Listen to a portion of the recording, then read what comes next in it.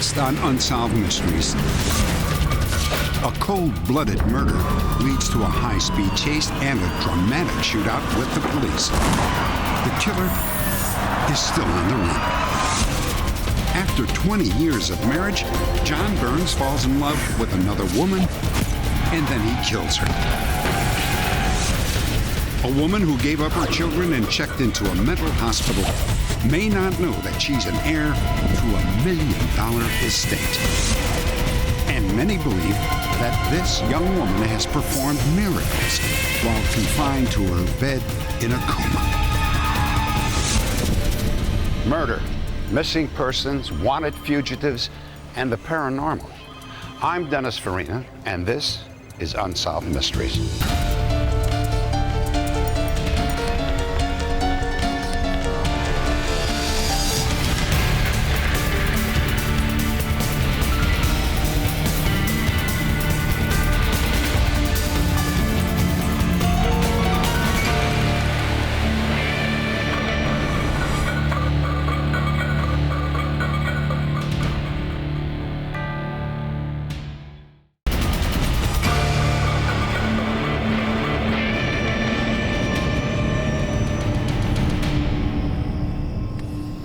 Got my check cashed. I've got $200 in my wallet. Just reach in the back. James Rouse Jr. was a teacher, a husband, and a father of 2 young children. And he was abducted at gunpoint by 2 fugitives, William Jordan and Anthony Prevatt. Both men were wanted in North Carolina for a series of robberies. Turn around that way. You've got my money. Don't. The ride ended on a remote back road at the edge of a forest. The kidnappers forced James Rouse to march barefoot into the woods. When they reached the shore of the deserted lake, they stopped.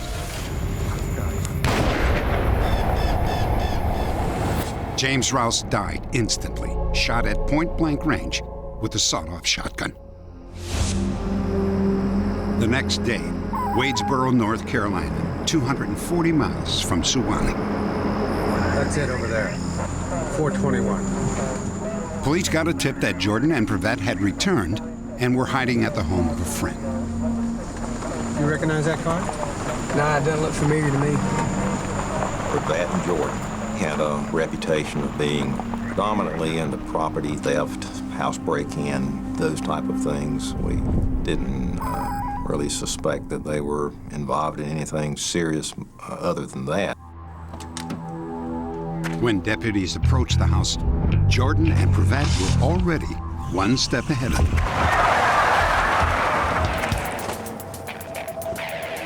Sheriff's Office 107 in pursuit of suspects traveling east on Highway 117.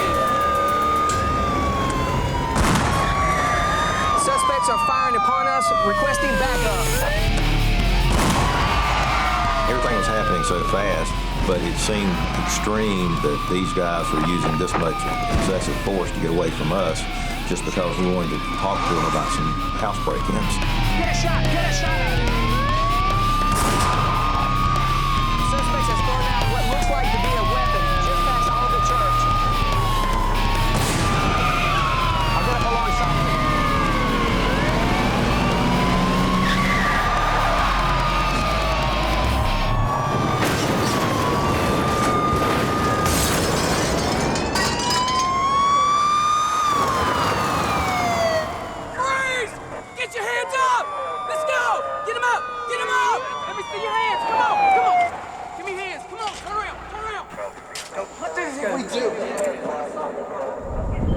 Anthony Prevatt and William Jordan were booked on charges of breaking and entering, larceny, and assaulting officers with a firearm.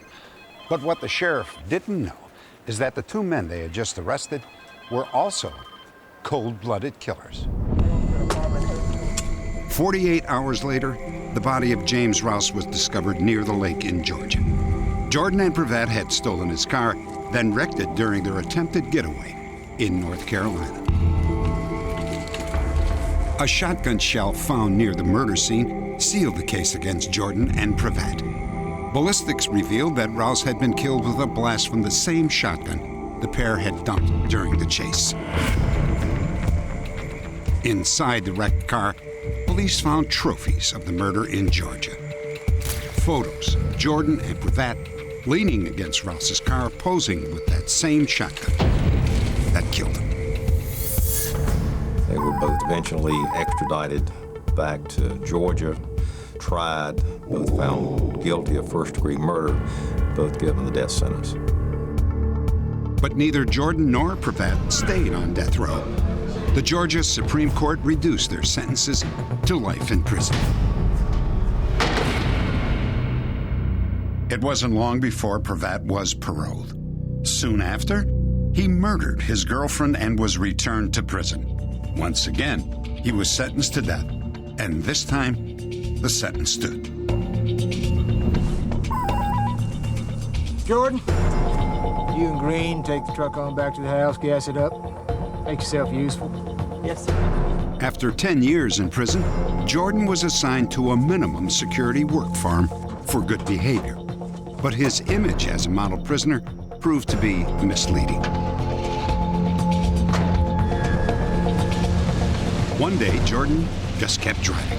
A month later, police caught the inmate who escaped with him, but Jordan remains at large. He possibly works in West Virginia as a heavy equipment operator. He also possibly has a family in West Virginia.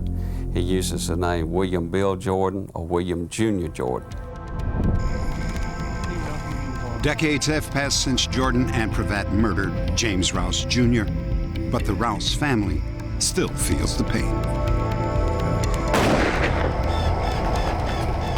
Hardest part has been not only the way it happened, but certainly the fact that he has not been with us and been able to enjoy his own family. We have lived through years of anger for what Jordan did to my brother-in-law Jim and what it has done to the children as well as to his wife. This is how William Jordan looked at the time he murdered James Rouse. And this is a computer-aged photo of Jordan. He is 6 feet 2 inches tall, has brown graying hair, and probably wears glasses. Jordan has several distinctive tattoos, including a spider on his right arm and a cross with the name Sybil on his left. If you have any information that could help put William Jordan back in prison, please log on to our website at unsolved.com. Next, no one guessed that their quiet, unassuming neighbor of 20 years was filled with murderous rage.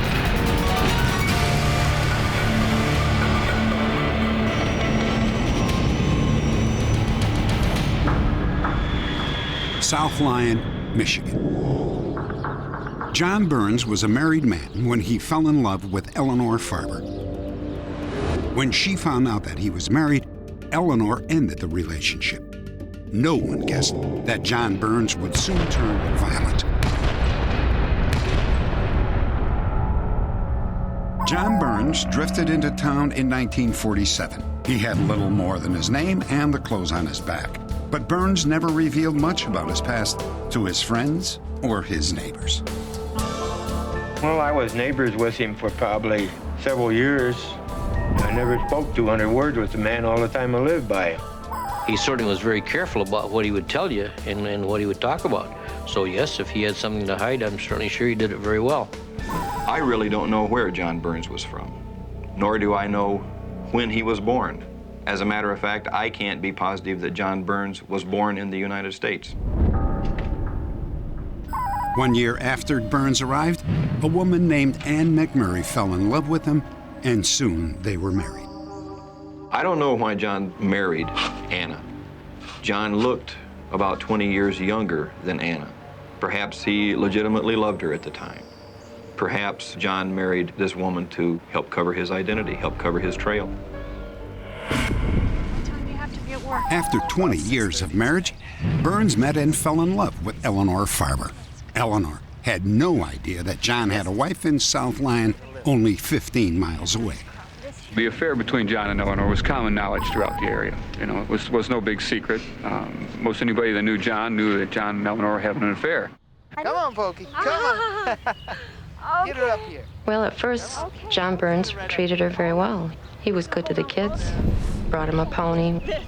He bought her things, made her feel good. She dreamed of having a farm and raising animals. She liked chickens. What do you call these two? Well, that one over there is Betsy, and then Lulu. It was nice to see her happy again. She felt like her dreams were going to come true. Oh, what a nice day. He told her he was going to marry her. They made plans to get married. They made plans to buy a chicken ranch. John Burns and Eleanor Farber went to a local doctor in South Lyon for blood tests in anticipation of getting a marriage license and getting married. Several months into the affair, Burns stopped by his house with Eleanor in the car. It was the first time that Eleanor ever saw Anna. Who's that lady? That's my aunt. Your aunt? Uh-huh. We had no reason really to doubt him. And of course, looking at her, she looked old enough to be his aunt. He told Eleanor that she was a hard-to-get-along woman, and that was his reason for not taking Eleanor in to introduce him. I mean, he spent most of his time with her. Who would have thought that he had a wife? She decided one day to go to his house and take some things that she was actually borrowing from him. And I think she was curious about this woman in the house. I'm Eleanor. Are you John's aunt? She interrupted her and told her who she was. I'm his fiancée. I'm his wife.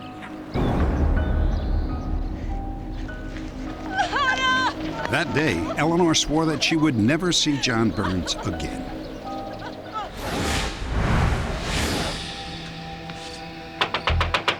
Eleanor, I know you're in there!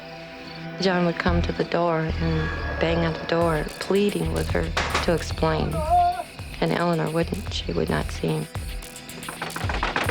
Eleanor! Over the course of 5 months, John Burns unleashed his anger on Eleanor Farber. He wrote threatening letters and pushed them under her door at night. He tried to run Eleanor off the road, and he told her that he planned to blow up her house.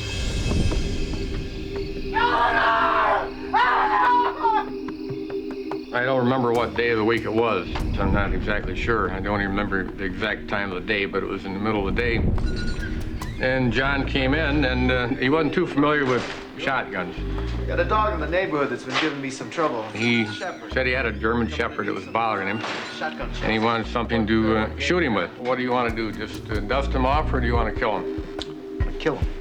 Well, double out. Buck will do it. I sell shells like that every day of the week to somebody. On the day of the murder, Burns saw a car that he did not recognize in Eleanor's driveway. The car actually belonged to Eleanor's cousin, but Burns just assumed that it was owned by another lover. Eleanor, listen, you've been holding out on me. I know you got another man, Eleanor. I was sitting at the table, and he was right outside the window, probably not more than 10 feet away. Put that away! When I seen him loading the gun and talking, I could see the anger in his face. He was talking fast. I knew. That's why I ran for our gun. And by that time, it was too late. If he couldn't have her, he didn't want anyone else to have her either. It wasn't too long after that we heard that John had done his girlfriend in. And of course, boy, everybody was shocked. It was just absolutely, couldn't believe it.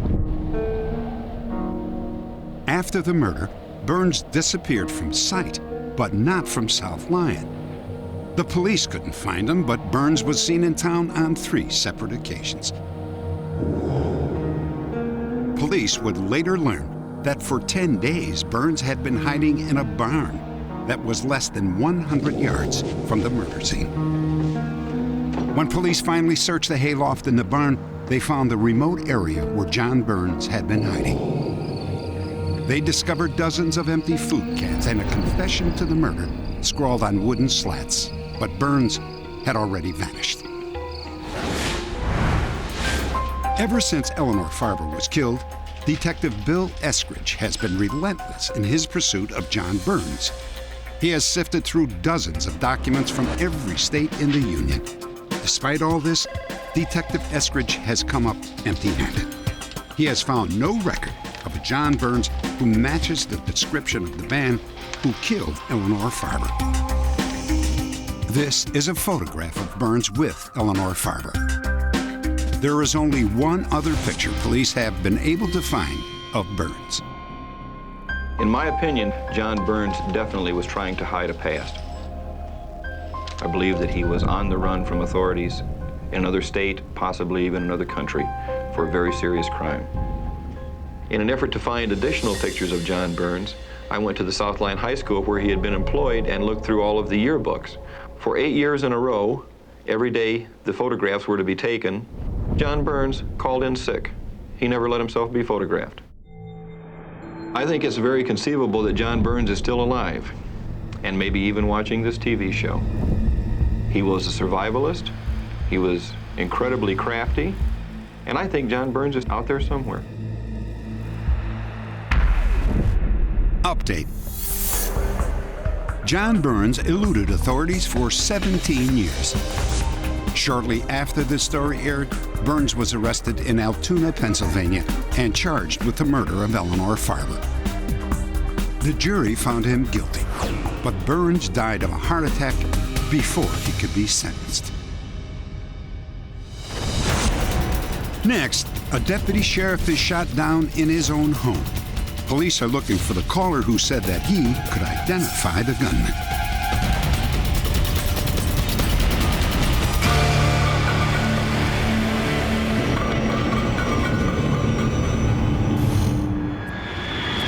Burbank, California. Charlie Anderson was a 14-year veteran of the Los Angeles County Sheriff's Department. A highly skilled driver, Charlie taught hundreds of deputies how to handle their vehicles in dangerous situations. Charlie was probably one of the most talented drivers that I've ever met.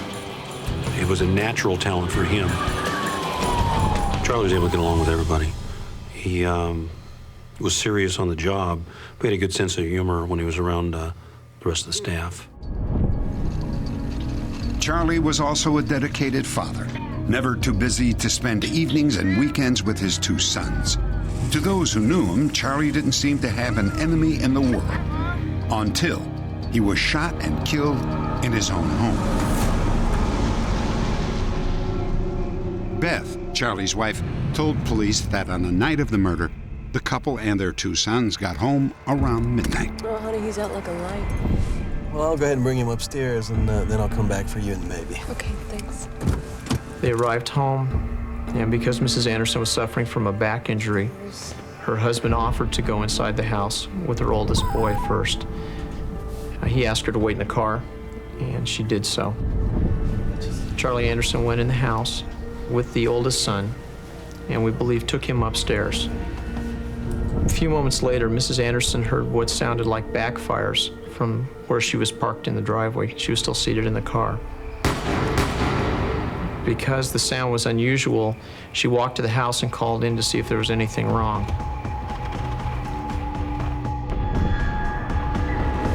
Honey, are you up here? Charlie, can you hear me? She ran downstairs, picked up her younger son, and ran to a next-door neighbor's house. Police at the scene found the Andersons' older son unharmed. Their first impression was that Charlie had surprised a burglar and had been shot. But there were other signs that the burglary had been staged. While they had selected certain items and placed them together to be taken from the house, they had overlooked other items that were much more valuable that were in plain sight. This led to a second theory that this might have been someone that perhaps knew Deputy Anderson that confronted him and shot him. Charlie's sister believes that's exactly what happened. She was at the crime scene that night, called there by a neighbor. But what really surprised me was the look on his face. He had a wide-eyed look, as if he'd been shocked or betrayed. It's something that lingers with me today. In the end, the evidence collected at the crime scene was ambiguous at best. The only fingerprints were from members of the family. Police were left with a murder victim and virtually no leads until a mysterious phone call one day later. The following is a reenactment of that conversation taken from the police transcript of the call. Burbank Police Department, may I help you? Yes. May I speak to the officer in charge, please? Sure. We're regarding what type of incident? This is some information that might lead to the killer that shot the deputy sheriff. Okay, wait a minute. Hang on just a second. At that time, the investigator handling the case was in the station, and he was called to the dispatch area so he could speak with the person that had called in. I know who did the shooting. Okay, the watch commander's on his way down here to answer the phone, okay? I can't wait too long. Okay, here's the detective handling the case right now. Hang on just a second. Hi there. What can I do for you? Is this being recorded? Yes, it is. I can't speak to you if this is recorded. Okay, why don't I give you the number of my office where it is not recorded? I'm not going to lie to you, okay? I don't like recordings. The man on the line was very, very nervous. He was very concerned about his voice being taped, about him the call being traced, or in any way the police identifying who he was. I'm not playing around. That call could not be connected to an unrecorded line. So the detective asked the witness to hang up and call back. As I said, you're going to have to give me about 2 minutes to get back to my office. All right. Okay. The man agreed, but the phone call never came. Charlie Anderson was laid to rest with the full honors reserved for officers killed in the line of duty. Lack of evidence has dragged the investigation to a standstill, and police are still searching for the unidentified caller. We feel it's very, very important to locate this caller because he was concerned enough to call us right at the beginning of the investigation. He has never been identified, and we're very, very interested in speaking to him to find out what he does know about this case. The killer that shot the deputy sheriff. Burbank police believe the mysterious phone call is their best hope to close the case. A $25,000 reward is being offered, and police have guaranteed that the identity of anyone coming forward will be held in the strictest confidence. If you have any information that can help solve the murder of Deputy Charlie Anderson, please log on to our website at unsolved.com. Next, after an extraordinary visit to her sister, a young woman walks away and disappears. And now, she's an heir to a $1 million fortune.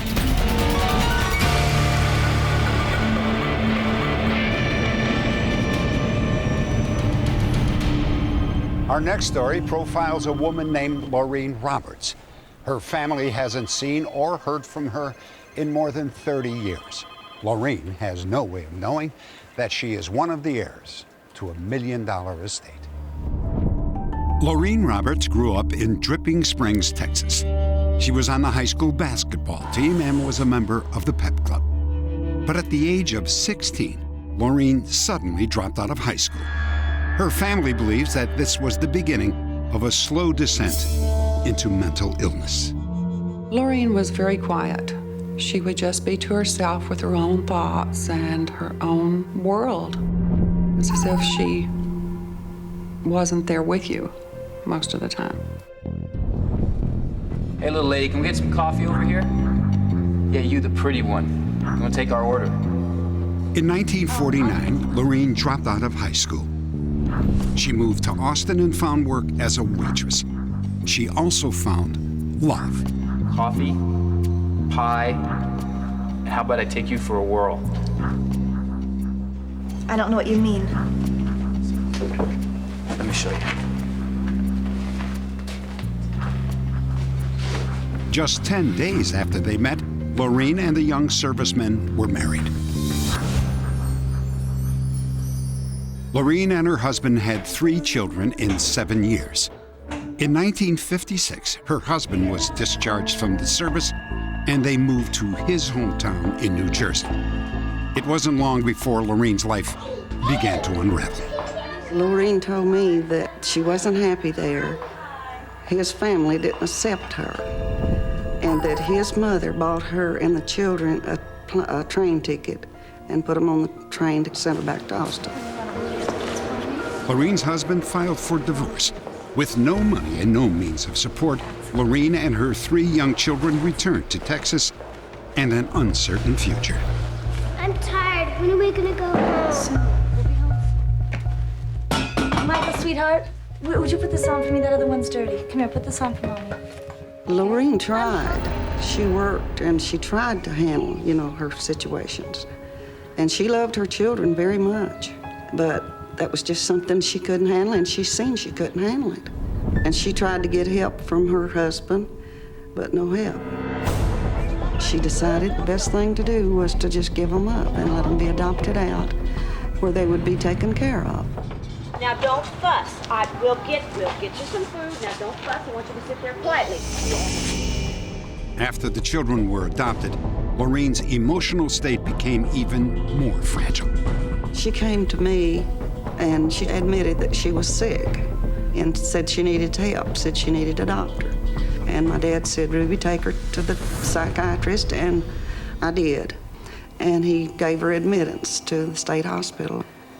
So I took her out there, and she cried and everything when she hugged my neck and loved me and everything, and it was so hard to have to leave her there. Between 1957 and 1961, Lorraine was admitted to the state mental hospital 5 different times. And then one day, Lorraine showed up at her sister Ruby's house, unannounced. Well, then sit down here and tell me what's been going on. I'm getting married. Married? That's great. Who to? College professor. A college professor. Well, that's great. I came to show you my ring. Well, that's mighty pretty, honey. Where'd you meet a college professor? It's pretty, isn't it? Lorraine, where'd you meet a college professor? The college. At that time, I was just hoping the best for her. So I didn't question too much or anything. I just hoped the best, And that's the last time I saw Lorraine, and I haven't heard from her or anything since. I gotta get going. Well, can I take you somewhere? Oh, no, I came in a cab and I'm gonna leave in a cab. Take care now. Okay, you too. Bye-bye. 2 weeks later, Ruby received a bill for Lorraine's engagement ring. Lorraine had bought the ring herself and then failed to make the payments. We have searched everything looking for Lorraine. All the public records have been searched. No one has any records of Lorraine being alive for the last 25 years. Her mother died in 1988, and her will provided for the distribution of her estate, which was valued at about $1 million, to her children. And Lorraine was one of the children. And so since no one knew where she was, the court appointed me to represent her and to try to locate her. I don't think it's going to be easy to find Lorraine, but I also don't think she's disappeared off the face of the earth. I think she's out there somewhere. There's a big void in our life without her. And not knowing whether she's alive or dead, and we want that filled. I would share her children that have found us and her grandchildren. That would be the first thing I'd want her to know about. She would be so happy. Update. After we broadcast this story, operators at our telecenter were surprised when Lorraine called in to solve her own mystery. Lorraine's family was overjoyed to learn that she was still alive and well. Her sister Ruby immediately flew to Little Rock, Arkansas, where Lorraine had been working as a housekeeper. A few days later, Ruby brought Lorraine back to Austin, Texas, for a reunion with the rest of her family.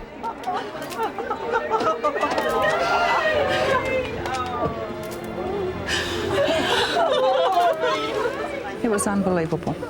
I could hardly believe it because I guess for so long we had searched and searched for her and we couldn't find a lead. I cried, I laughed, I did everything. Yes, it's nice to be back. They're real nice. They've always been.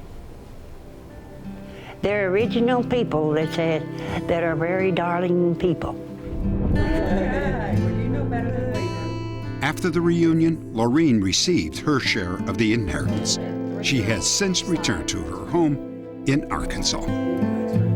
This is the wonderful person we looked for 30 years. We're going to try to be happy and just do all the things we can to be together and love each other, which I think will be real good for Lorene and all of us.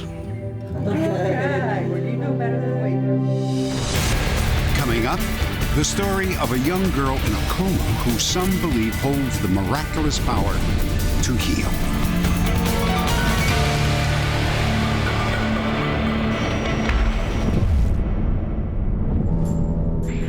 For Sharon Stevens of La Puente, California, childhood was a never-ending cycle of loneliness and abuse. Her mother died when she was just 3 months old, and Sharon suffered severe beatings at the hands of her alcoholic father. Sharon was finally taken away from her father and later sent to live with foster parents Bill and Cynthia Zielinski.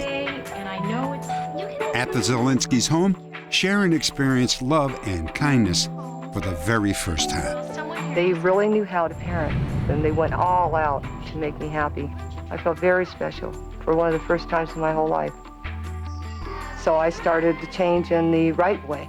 They taught me respect, they taught me how to respect other people and myself, and they brought my self-esteem up, and because I had a very low self-esteem about myself.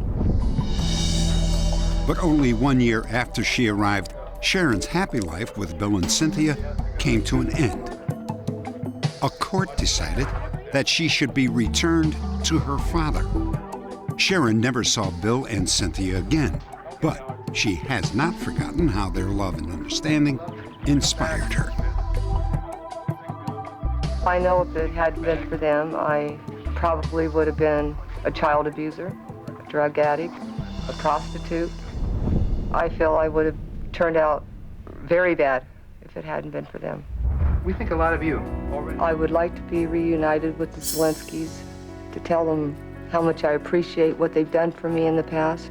And it's a dream, a hope, a fantasy, whatever you want to call it, but I've got to find these people and I've got to say thank you. Update.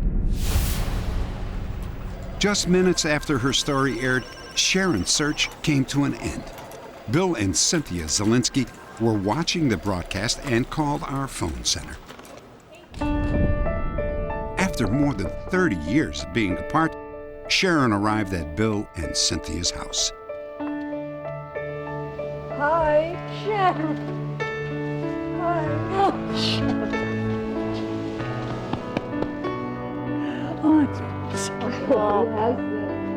Bill and Cynthia were taken by surprise when they saw this story. Nice to see you. When you see a part of your life history unfolding on national television, your mind goes blank. You don't hear anything else that's going on, but your mind goes back to 30 years ago and all the memories that it brings back. I was very optimistic that someone out there, their friends, relatives, neighbors, someone, if not their self, would see it. And I was very surprised that they themselves called in. And I just got goosebumps when I found out, and I still get goosebumps. Okay, everybody smile and give me a pretty... For Sharon, the reunion with Bill and Cynthia was a long-awaited chance to say thank you for the inspiration and the courage they gave her as a young girl. Making a difference in somebody's life is nice. You feel like there was a reason for what happened. At the time, you don't know it, but now you realize there was a reason for what happened. 10 more minutes, man. It's the only dream that I've ever had, is to find the Zielinski, and it feels great. and it's like a dream come true.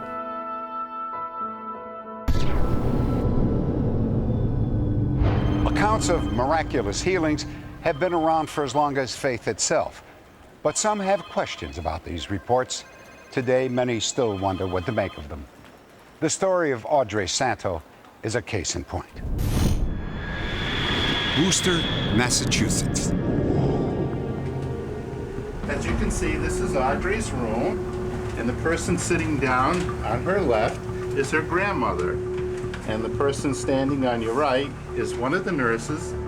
This is not a reenactment. Audrey has been in a coma-like state called akinetic mutism for years. Every week, people line up at this window to get a glimpse of her. Not out of morbid curiosity, but because they believe that Audrey is a miracle worker. Audrey's astonishing story began when she was playing near the family swimming pool. She was just 3 years old when tragedy struck. Audrey was underwater for several minutes before she was rescued by her brother.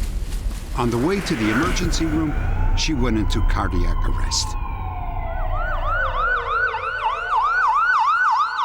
Audrey's initial diagnosis after the near drowning was that she had massive brain damage from the drowning, and very poor prognosis. They didn't think she was going to live very long. We just started praying. That's all. Just prayed. Because when things are totally out of your control, what else can you do? It's God's control. Then you got to give him the ball and let him run with it. Audrey survived, but she has remained bedridden.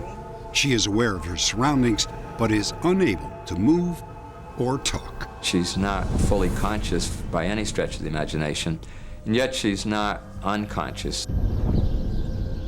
A year after Audrey's accident, her mother took her to the famous miracle site of Medjugorje, hoping for a cure. The trip nearly killed Audrey, but her family says that from that time on, a gradual progression of unexplained phenomena took place. One of the most remarkable occurred in their home when Audrey was just 9 years old. Hey, Mom. They said that a picture of the Virgin Mary appeared to be crying, not tears, but drops of oil. We're all looking at this image, and I said, please, if this is for Audrey, let us know this, because all of a sudden it occurred just to the kids and I that maybe this weeping was for Audrey's healing. There are many meanings of oil, for example, healing and so on. And I conclude quickly then that God is saying, this is a holy place, and this little girl is mine. It started with one picture. Then, as days went by, the Santo family reported that almost every religious icon in Audrey's room began to cry tears of oil. Another image started weeping, and then another image started weeping. We started thinking, well, is there a rhyme or reason to this? Or could this be just a hoax? One person who thought it was a sham was a newly hired nurse. When I started piecing everything together, at first I'm saying, I gotta get out of here. These guys are nuts. I really tried to call their bluff on this. But as I stayed there, I believed it. I couldn't find any reason why these things are happening, and I have checked. I checked the statues, I checked the cups. I'm looking for wires and anything that would set off an oil reaction. And there was absolutely nothing there that I can explain why it's happening. News spread quickly within the Catholic community. Believers began to request samples of the oil. When some of them anointed sick loved ones with it, the mysterious events reportedly took on a new dimension. Caitlin McQuaid was thought to have cerebral palsy. She no longer has braces on her legs and can now go roller skating. Victor Finucci says that he recovered from crippling neck pain. A motorcycle accident had left Joey Paralisi with severely injured legs. He can now walk without crutches. As the memorial of your suffering and death. Pilgrims came to the Santo home to ask Audrey to pray for them and to receive samples of the oil. At first, they came by the dozens, then by the hundreds, until the numbers reached the thousands. Joanne and Stanley Pirog were given a sample of oil by a friend when their 17-year-old son, Jim, lapsed into a coma after a car crash. They told us that Jim's condition was very, very grave, and it would be a miracle if he survived the night. Jim was still comatose 7 days later when they placed the oil on his forehead. According to Jim's family, it didn't take long for him to respond. The hospital monitors reportedly showed Jim's sudden improvement. I can still remember the feeling of awe, because I didn't expect that particular effect. And it was just a few hours later that he did come out of his coma. And the nurses used to call him Miracle Kid. It took Jim a year to improve enough from his injuries to return to high school and to graduate. But one of the most surprising aspects of this story is Audrey herself. After 11 years of being bedridden, she has few of the expected ill effects. The girl's never had a bed sore, and for someone who doesn't move around and have a trach and stuff, she really has not had any kind of pneumonia or cold or anything in 3 years, which is really in itself a remarkable thing. Update. After surviving for 2 decades in her comatose state, Audrey Santo passed away in April of 2007. She was 23 years old. A chapel has been set up in Audrey's former bedroom, and pilgrims still come from across the country seeking cures. Not all of our cases are solved. If you have any information about any of the other stories we've profiled, please log on to our website at unsolved.com.